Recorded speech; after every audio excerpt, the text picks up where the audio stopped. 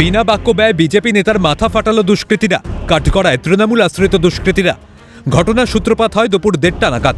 খনিতে কর্মরত অবস্থায় দুর্ঘটনায় মৃত্যু হয় এক শ্রমিকের, যিনি সম্পর্কে বিজেপি নেতা সঞ্জয় যাদবের আত্মীয়। তার মরদেহ দুর্গাপুর মহকুমা হাসপাতালের ময়নাতদন্তের উদ্দেশ্যে নিয়ে যেতেই বাধা পান সঞ্জয়। অভিযোগ, আচমকায় জনা 30 দুষ্কৃতী দলবল নিয়ে হাসপাতালের সামনে চড়াও হয়। বিজেপি নেতাকে লক্ষ্য করে শুরু হয় বেধড়ক মারধর। ঘটনার জেরে নিমেষে উত্তেজনা ছড়িয়ে পড়ে মহকুমা হাসপাতালের মর্গে। আমরা দেখছি ওইদিকে মারপিট হচ্ছে, এইটুকুনি আমি বলতে পারবো। ইট নিয়েছিল তো, ওই ইট নিয়ে ঠেঙা নিয়ে মারছিল, এটাই দেখছিলাম এই দূর দিয়ে। একজনকে মারছিল, কোথা থেকে এসেছিল তারা? কোথা দিয়ে এসেছিল আমি কি করে জানবো? না, আমরা তো এখানকার পোস্টমর্টম করি। আমরা বডি যারা নিয়েছিল কোথেকে, কোথা দিয়ে সেটা বলবো কি করে? আমরা হাসপাতাল দিয়ে বডিটা তুলে নিয়ে এসেছি, এইটুকুনি জানি। নিয়ে এসে হঠাৎ শুরু হয়ে গেল। হ্যাঁ, ওদের নিজেদের মারপিট হচ্ছিল। অভিযুক্তরা প্রত্যেকেই তৃণমূল আশ্রিত দুষ্কৃতী। অভিযোগ, আহত বিজেপি নেতার। जो भी फॉर्मेलिटी तो पोस्टमार्टम करवा रहे थे, उसके बाद नरेंद्र चक्रवर्ती ने रामचरित्र और बच्चन तुरी पूरा टीम को भेजकर वहाँ आने के बाद हमसे पूछता कि यहाँ पर तुम यहाँ पे क्या कर रहा है। हम बोले यहाँ पे क्या कर रहे हैं, मामा एक्सपायर किया, यहाँ पर आए हैं पोस्टमार्टम करवा रहे हैं। तुम साला कौन होता है?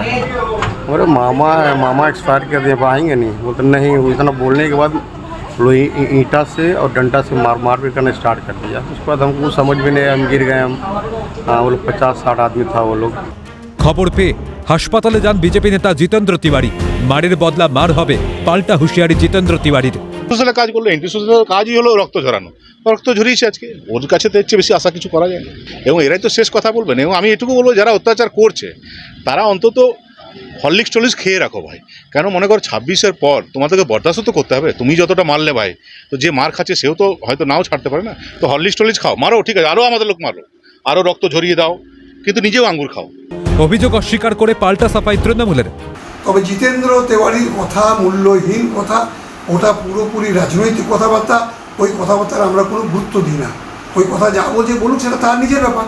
আর নরেন্দ্রনাথ চক্রবর্তী তো আজকে কলকাতায় গেছেন, দিনের মিটিংয়ে গেছেন, তার সম্পর্কে সব অভিযোগ করা তো এখানেই তো বোঝাচ্ছে যে এটা মোটিভেটেড একটা বানানো কথা। না, তৃণমূলের কোনো এর সঙ্গে তৃণমূলের কোনো সম্পর্ক নেই। তৃণমূল কংগ্রেস আলাদা, আমরা দুর্গাপুরে রয়েছি। আমাদের তো কোনো কর্মী কোথাও যায়নি, মারামারিও করেনি। হাসপাতালের মধ্যেই রাজনৈতিক নেতাদের হাতাহাতি। সাধারণ মানুষের নিরাপত্তা কোথায়? কি করছে পুলিশ প্রশাসন? জানতে চায় আমজনতা। দুর্গাপুর থেকে রাজেশ সেনগুপ্তের রিপোর্ট, ক্যালকাটা নিউজ।